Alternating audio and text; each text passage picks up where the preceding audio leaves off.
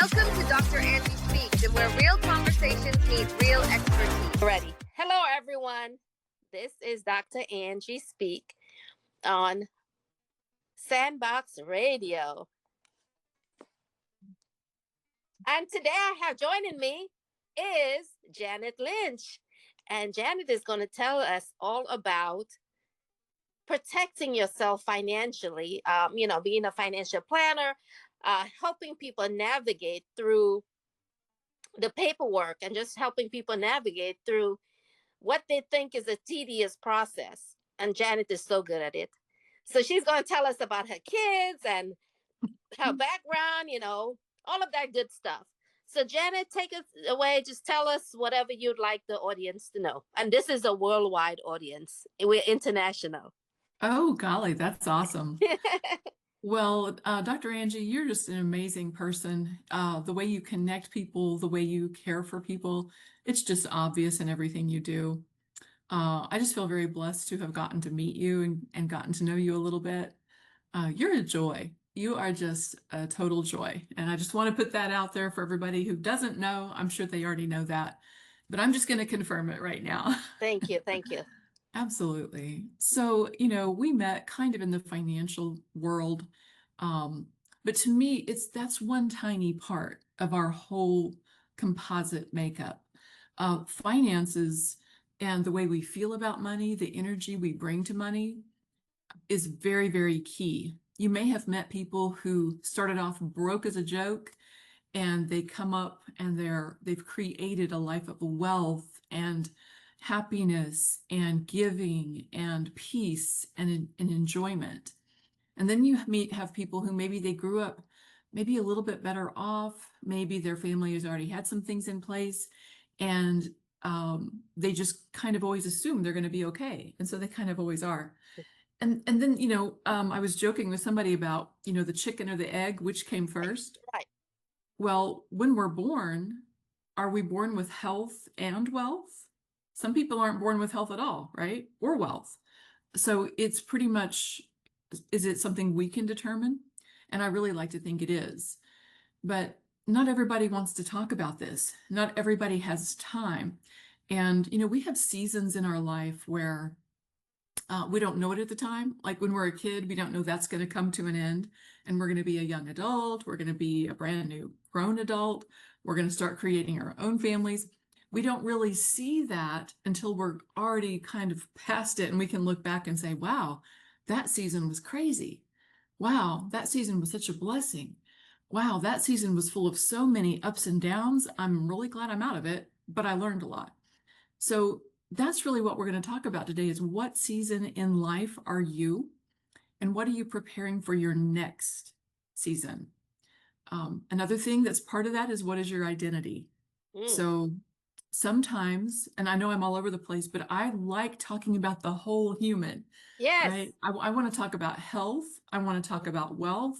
I want to talk about mindset, and I want to talk about life and what we're worth. What is our value? So a lot of times we may have ideas about certain products or ideas about certain actions, and it may have just been the programming we received as children and as students and as employees and maybe employers. This is just the way things are. I mean, haven't you heard that your whole life? That's just the way things are. But also, I would like you to touch on your background. Why are you so passionate about helping people? Like, your upbringing, like what got you to this point of helping people? That's a great question. I really wish I knew. Some ways I feel like I've always just asked a lot of questions. Okay. It might have just been internal questions, like, I would be very angry and bitter and upset about something, like, why does this happen to me? As a kid, Yeah. when things are unfair Yeah. and, it just doesn't seem right, but it happened. So how do you make sense out of the unsensible, right? How do you do that? Well, you have to start thinking more deeply and realizing it didn't happen to you. It happened for you. That part. Yeah. And so I think we've all had incidences. I remember I listened to your radio show a couple weeks back, and you had some situations that were, pretty awful and pretty horrific for a woman, for anyone to go through. Yes. And I would say there's a large, large, large percentage of women who've gone through something similar or something worse. And I'll just speak for myself. I did go through something like that as well. It was ongoing and it was abusive, and I couldn't escape it. So my rationale as I got older was, well, I loved God. I loved God so much. And I was so grateful to have a Heavenly Father who did love me, who did care for me. I never questioned God at all until I got a little older.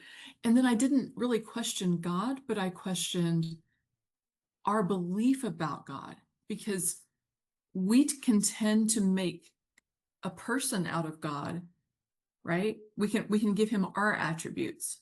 Well, God isn't jealous and angry. I know it says it in the Bible, but God's not jealous or angry. That's some kind of alliteration. That's some kind of analogy thing going on. To be perfect is to be filled with love. So to get back to what happened with me is bad things happened. I got through them. I kept growing, and I began to correlate. I feel really bad when I'm around this person. Maybe it was another mom who had kids, and she made me feel like less of a mom, or that my kids were not as important or as pretty or as cute or as smart as her kids. And I'm like, you know what? I don't have to choose to be around that person.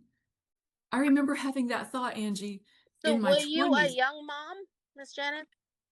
Well, I mean, no, I tease my mom because she was a teenage mom. She married at 17 and had my brother at 18.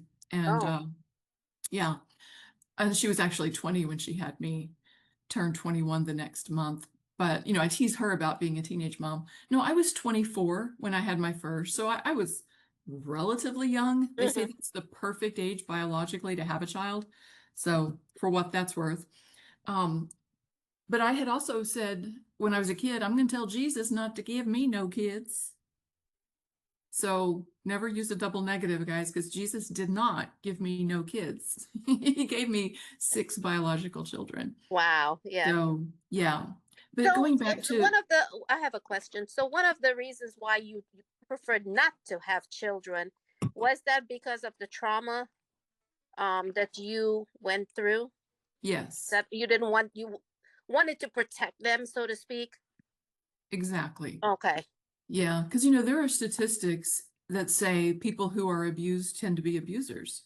And we tend to resist. What you resist persists.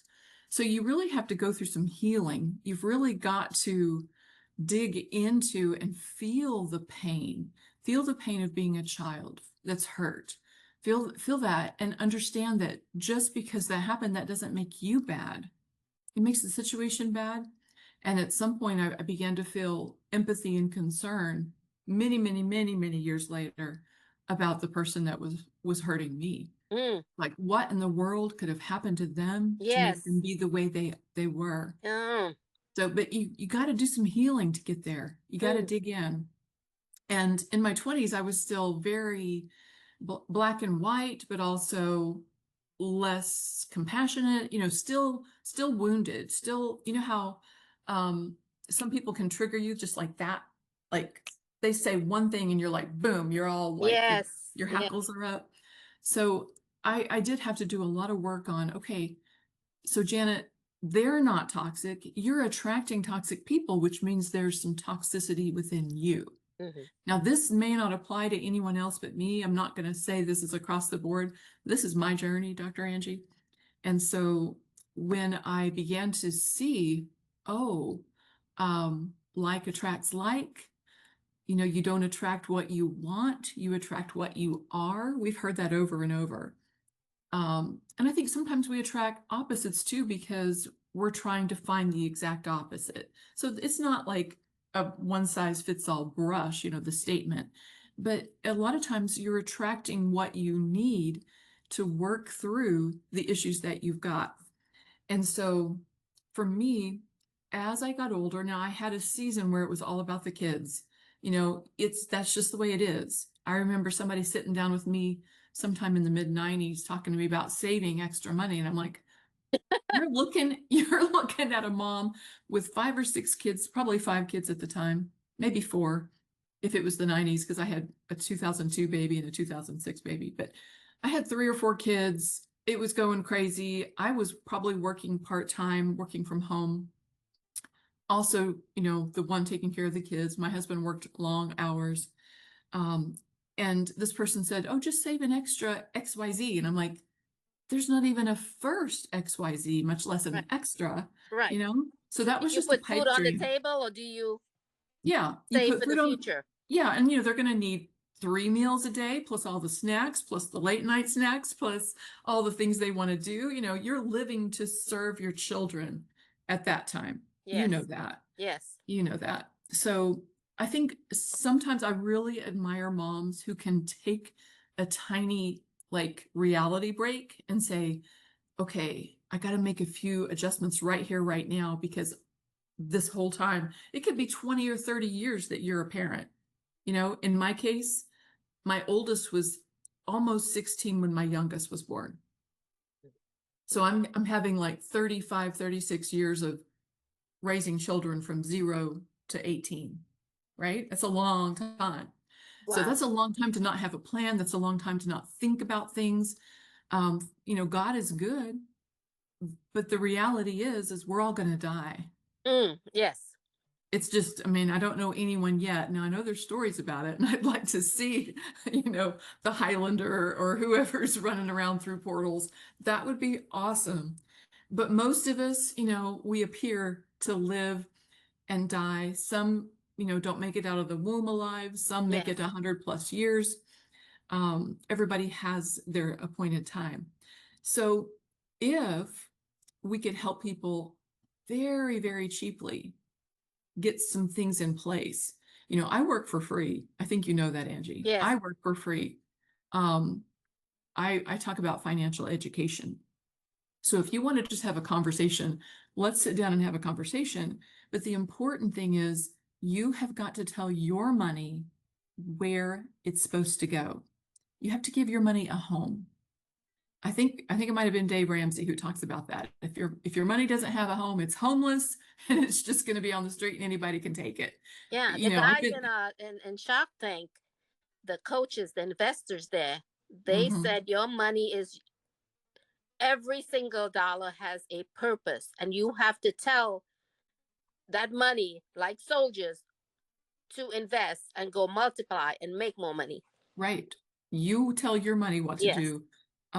You're either going to work for money or money will work for you. Yes. And I would prefer money to work for me. But it goes back to the healing and the trauma. And if you don't believe you're worth anything, you're not going to give your money any value either. And it's going to do the bare minimum for you. So that's why I really think the mindset, as we're working on the mindset, I think that's really a great place to start. Now, some people might already be halfway through their life before they think, oh, wow, I'm really negative. I could be more positive, and not a Pollyanna, like things are always perfect, but just an understanding that, yeah, sometimes you got to feel bad so you really appreciate the good health you normally have, right? Sometimes you have to make a really stupid decision with money to really prize it and value it the next time. It's kind of how life works. John Maxwell, he's such a great leadership speaker, and he's written tons of books, but he was talking about so many people only want to talk about their wins. Look at me. I've made 10,000 a month. I've made 20,000 a month. I've got 40 people on my team who are all multimillionaires. That's not something that's not you bragging about yourself. You're still promoting your team there. But we want to hear what got you there. How many no's were you given before you made your first impactful decision? Where somebody said, hey, I really want to hear more about that. How many times did you fall on your face? How many times Did you question, can this be real? I Mm. know other people are doing okay, but can it work for me? So John Maxwell says, always have, like, how a book ends, you can put something up on one side and all the books will fall over on the other, so you have to have bookends, the negative and the positive, and there's the growth that can happen, Mm. right? So I want to talk about what we call failures. I know some people say first attempt in learning, that's a great thing, but we have been failures since we were born. The first time we tried to roll over, we probably just wiggled something and our parents got super excited, possibly. The first time we began to try to learn to crawl, we might have done it really weird. I know I did kind of a scoot thing where I wasn't on all fours. I was kind of sitting on my tush and pushing myself with my feet. That's probably a developmental thing. Who knows? Somebody's gonna come on here and say, poor Janet, she needs extra love and care now. And others, just kind of skip the crawling step altogether and just start running. And we say, look at them, look at them. But maybe they really needed that crawling stage, that maybe that's developmentally where we're supposed to be. So we have failed our way forward this whole time. Mm. And when we get to the end of life, sometimes we might take an assessment and say, well, I have some money, I have some family, I have some possessions, but what's really of value to me? It's not going to be the possessions. It's not going to be the money. It won't be the time you spent at work. It's going to be the relationships that you've created. Yes. And the connections you've made and the people you've shown care to and the things you went out of your way to make people feel important and know you're thinking of them. Nobody regrets supporting somebody through a funeral or going to the hospital and talking with them. Nobody regrets that. They regret staying at the office late and missing a family event, So I've been talking a while. Angie, do you have anything else you want to ask me or So add to it? someone who doesn't have any idea as to how to start, what's their first step? Okay. First step. So Yes. you look at what you're doing. Okay. Number one, are you doing something that you actually enjoy?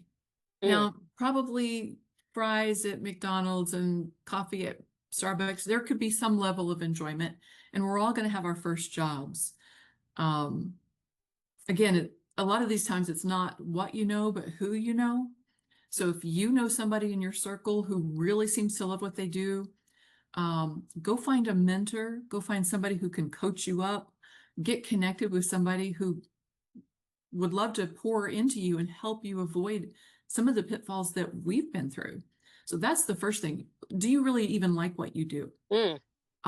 If you've gone to college for a certain thing and you hate it, you're not alone.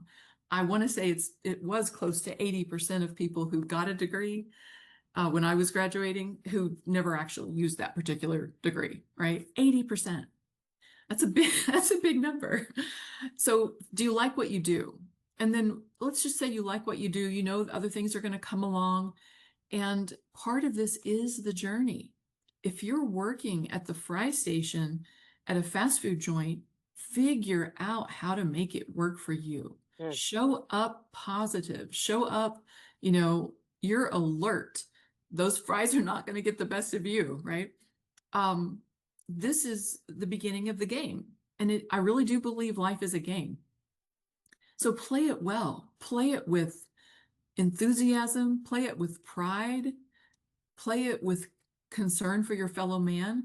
Be a person of your word. If you tell your boss you're going to work 7 a.m. to whatever, 3 p.m., whatever it would be, do that. Show up, because opportunities come to people as they work. Mm. Yes. You That's agree good with that? motherly advice too. You could tell your mama. Oh yeah. Oh That's yeah. Thank great you. motherly advice. Yes. Well, I appreciate that. So, but I've had many people in my life who've stayed at jobs they've hated for not years, but decades. Mm. Decades. Well, to me, Angie, and you can agree with me or not, I'd love your opinion. I don't think the destination, I mean, it matters, but the destination truly is death. The journey is today. Mhm. And today is a day that we can all take a deep breath.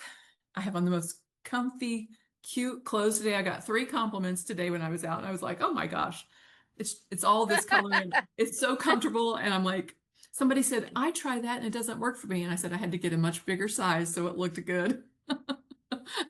Letting go of what size you are, loving Yes. your body wherever you are.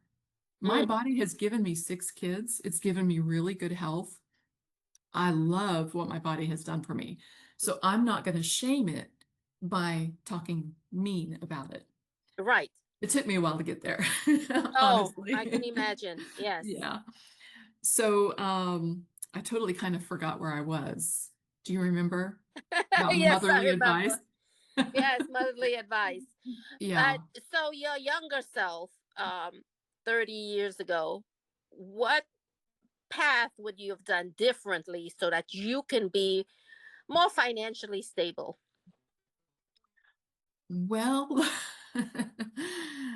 it would probably have been a decision where I would have had less children, not because I didn't want children, but because the man I was with was not very good with money. So Mm, I would have gotten to know him better and asked better questions.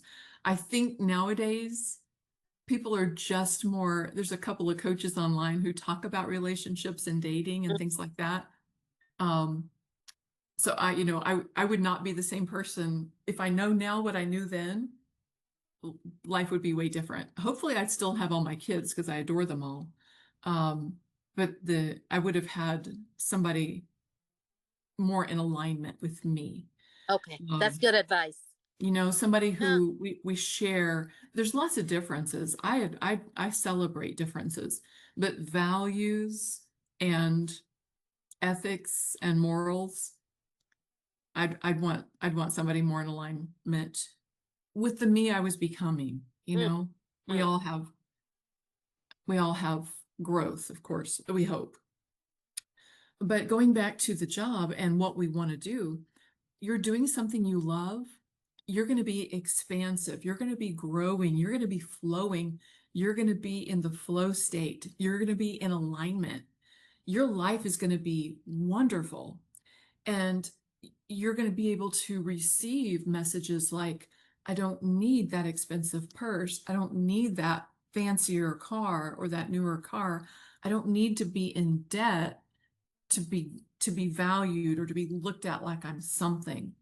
We're going to understand earlier that other people looking at us is no different.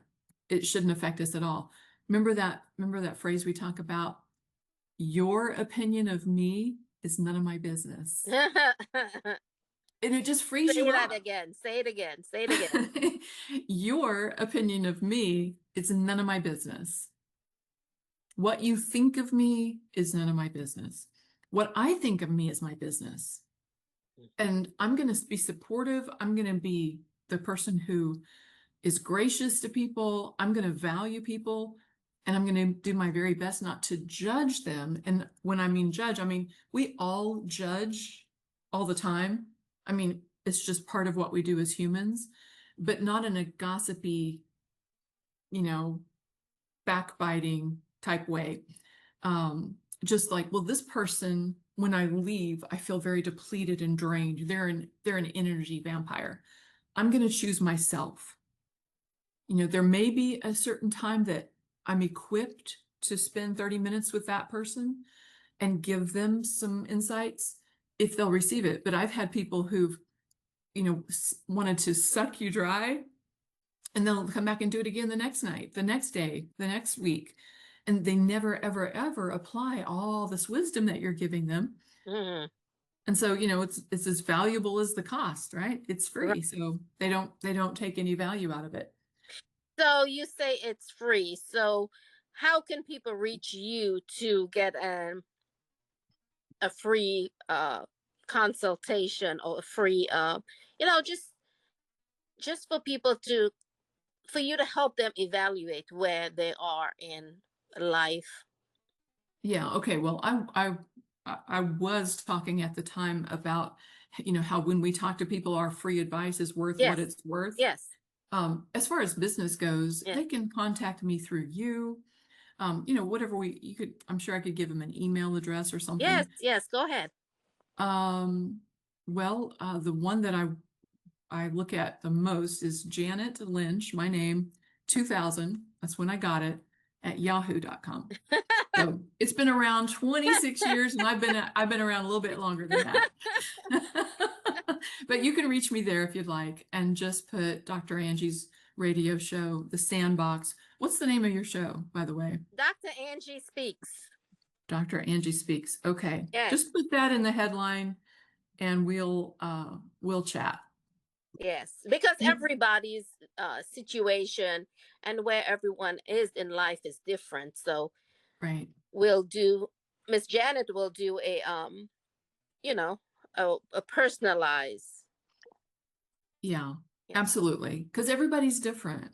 We can't make a one size fits all band-aid for healing everybody's money situation. Somebody could be, stabbed and bleeding out. We're going to do something quick and fierce there. Somebody else is just kind of leaking like how you've ever had a leak in your water line and the grass is really green in one spot. That's not a good sign on the water thing, because the grass is getting all this extra water.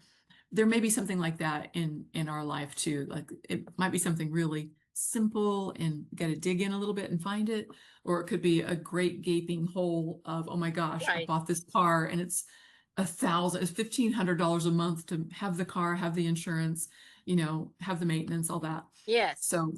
But what I would just say to kind of wrap this up, because I know you said we talked for about half an hour,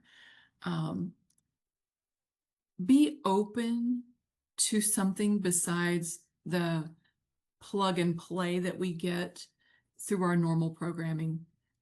Going to a bank is great. Checking out a credit union is great. Online banking, check them all out.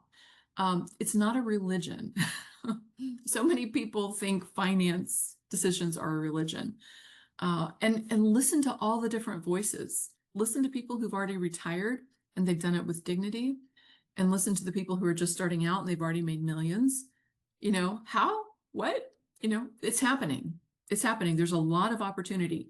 Don't tune into the fear. When we make decisions out of fear, it's a very constricted, very pulled in type deal. You're not in the flow for sure. So we don't operate in the spirit of fear. We can feel the fear. We can feel it. I'm like, man, this is a little scary. And then we're going to jump in. We're going to go right to faith and love and compassion and goodness and mercy and all those things that we want following us around, going before us, and all of the good things. So one of the things that surprised me is that, I used to think you need a lot of money when I was a lot younger to, have life insurance. That's not true. Well, you need health.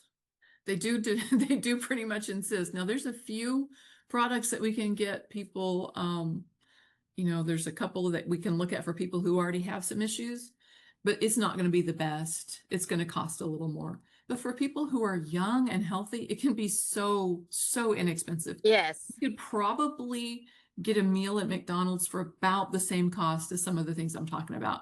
I've seen $12, $13, $18, $20 for decent coverage for certain types. Now, for permanent coverage, you're going to consider this part of a savings plan, because I think of it as whatever premium you put in, you'll be able to take out on the back end, multiplied by however many times.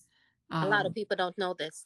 Yeah, it's kind of kept hidden. You have to be licensed to talk about it. You have a lot of unlicensed people talking about it. And again, it's not a religion. It's not a religion. Just see if it works for you. Does it make sense for you? Yes. So, yeah. What else? Whatever you would like to share. Well, to wrap it all up, I do have something coming on in about 5 minutes. To wrap it all up for me, though, it's like, every once in a while, whether it's weekly, monthly, quarterly, stop and take an assessment of your life. think about who you're spending time with. Mm. Think about why you're running the roads. And people will tell you, I'm a lot like Dr. Angie. I like to go. I get invited somewhere. I'll say yes Yeah. first, just about, because for so many years I was a stay-at-home mom and I didn't go anywhere without a whole, bunch of kids. Yeah, yeah. Yeah. So, if you're doing it for the joy and the love and the experience, great. But if you're doing it because you're a people pleaser, you can't say no, practice. I think I've quoted Dave Ramsey already. I used to listen to him all the time. My kids would yell, freedom, from the back seat, because we wanted to be debt free. I was always really good with money. Mm-hmm. But he talks about the ancient word. Do you know what the ancient word is? What? It's no. Oh, wow. No. We don't hear it as much anymore. Just about everybody says yes, and then they don't show up. Tell me no straight up. Say, Janet, I don't want to be debt free. Janet, I don't want to have a pile of cash because I'm still in turmoil and trauma. A bunch of cash would probably make me painful. This is why people who win the lottery, a large percentage of them are right back where they were just a few short years later. Yes. And now they're in debt and they've gone Mm. bankrupt. Hmm. You have to change your mindset. You get to change your mindset. You don't have to be stuck in the trauma, in the negative, in the fear. So break free or die trying. That's one of my favorite sayings. So we're going to get this. We're going to get this. And it's not a cookie cutter system. You don't have to do the same things that your grandparents did and your parents did. You do not have the options. There are lots and lots of options. Yeah. So thank you so much, Miss Janet. And give your email one more time for people who would like to reach out to you and just have a conversation with you. Just start there. Have a conversation and see. You don't have to do anything today, but just see what your options are. Absolutely. My email is my name, Janet Lynch, 2000, JANETLYNCH 2000 at yahoo.com. And I would really love to talk with you. There's no promises, there's no guarantees. Depends on where you are and what you want, but I would love to have a conversation. And I hope today that Angie and I's conversation has added value in your life. You feel better about yourself. You know you were born for a reason. There's a purpose. You're here. Yes. And you're valuable no matter what you're going through or what you've been through. Yes. So, absolutely. Appreciate you, Dr. Angie. Love you and thank you. Love you.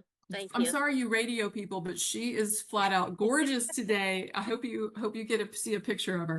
We are recording this, so this was video also. So it will be broadcasted on www.angiespeaks.com. It will be on YouTube. It will be on several different platforms. And I thank you once more. It was my pleasure. Great to see you as always. Thank you, guys. Thank you. That's a wrap on today's episode of Dr. Angie Speaks. If this conversation moved you, challenged you, or made you think, share it with someone